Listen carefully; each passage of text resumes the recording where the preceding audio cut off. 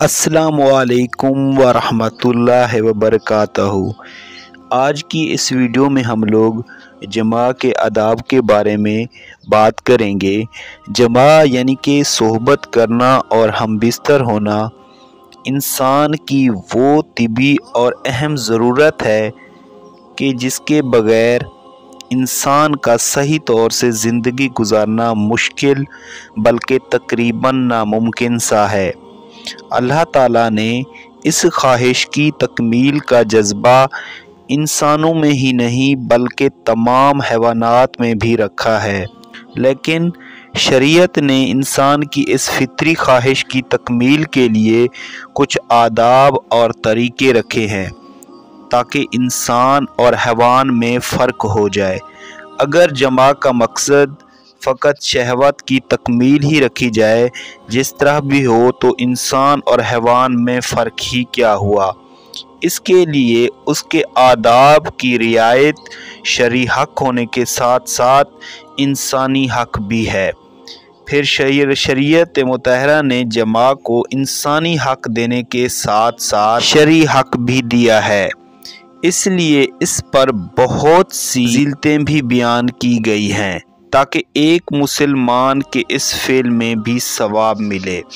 چنانچہ حضور صلی اللہ علیہ وآلہ وسلم نے ارشاد فرمایا، اپنی بیوی سے جماع یعنی کہ ہم بستری کرنا بھی صدقہ ہے اور اس پر ثواب ملتا ہے۔ صحابہ کرام نے عرض کیا، یا رسول اللہ، ایک شخص اپنی بیوی سے نفسانی خواہش پوری کرتا ہے، اس میں بھی ثواب ملے گا؟ آپ صلی اللہ علیہ وآلہ وسلم نے ارشاد فرمایا، اگر وہ اپنی خواہش کسی غلط جگہ پوری کرتا تو اس پر گناہ ہوتا یا نہیں؟ صحابہ نے عرض کیا، ضرور۔ فرمایا، جب گناہ سے بچنے کے لیے حلال جگہ اس کو صرف تو ضرور ثواب ملے گا۔ جماع کا ایک ادب یہ بھی ہے کہ پہلے عورت کو پیار و محبت سے اور ایسی صورت اختیار کی جائے جس سے وہ آمادہ ہو جائے، مثلا پیار محبت کی باتیں کرنا وغیرہ وغیرہ۔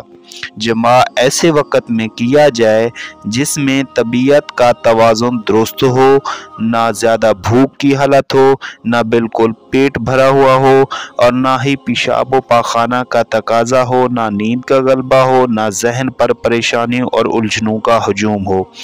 جماع میں حتی الامکان ستر اور پردہ ہونا چاہیے۔ جماع کے موقع پر قبلہ رخ نہ ہونا چاہیے، یہ قبلہ احترام کے خلاف ہے۔ جماع سے بلکہ ملاقات سے پہلے یہ بھی مناسب ہے کہ مسواک، ٹوتھ پیسٹ یا منجن وغیرہ سے منہ کو اچھی طرح صاف کر لینا چاہیے۔ جماع سے فارغ ہونے کے بعد دونوں کو اپنے جسمی اعضاء الگ کپڑے سے صاف کر لینے چاہیے، بلکہ حدیث میں آتا ہے کہ استنجا کر کے اور ان کے اعضاء کو دھو کر وضو کر کے سوئے، اس سے پاکیزگی بھی حاصل ہوگی اور دوبارہ جماع کرنے میں نشاط بھی پیدا ہوگا۔ اگر وضو نہ کرے تو کم از کم تیمم کر لے تاکہ کچھ درجہ میں تو پاکی حاصل ہو جائے۔ یہ بات بھی ذہن نشین رہے کہ حیض و نفاس یعنی عورت کی ناپاکی کی حالت میں صحبت کرنا بالکل حرام ہے۔ حیض یعنی کہ ماہواری کی کم سے کم مدت 3 دن 3 رات اور زیادہ سے زیادہ مدت 10 دن 10 رات ہے۔ نفاس بچہ پیدا ہونے کے بعد جو بلڈ آتا ہے اس کی کم مدت مقرر نہیں اور زیادہ سے زیادہ مدت 40 دن 40 راتیں ہے۔